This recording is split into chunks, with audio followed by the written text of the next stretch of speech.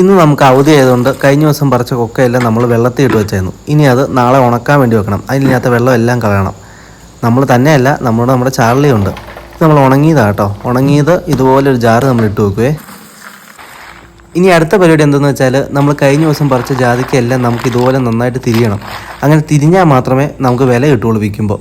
അങ്ങനെ നമ്മൾ നല്ലതും ചീത്ത എല്ലാം ഇതുപോലെ ഒരു ചാക്കിനകത്ത് തിരിഞ്ഞു വെക്കുവേ. അങ്ങനെ തിരിഞ്ഞത് നമ്മൾ നല്ലതെല്ലാം എടുത്ത് ഇതുപോലെ ഒരു ചാക്കി കെട്ടും. ബാക്കി മോശമെല്ലാം നമ്മൾ നേരെ ഒരു ജാറിലേക്ക് കൊണ്ടുപോയി ഇട്ട് വെക്കും. നമ്മളത് അവസാനം മാത്രമേ കൊടുക്കുകയുള്ളൂ.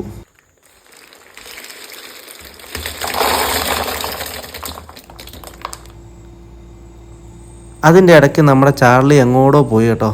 ഇത് നാടനല്ല, കോമ്പയെന്ന് പറഞ്ഞ ബ്രീഡാണേ. നമ്മുടെ മേളിലേക്ക് മുഴുവൻ തോട്ടമായതുകൊണ്ട് ഇവൻ എന്തിനേലും കണ്ട അതിൻ്റെ പുറകെ അപ്പം പോവും.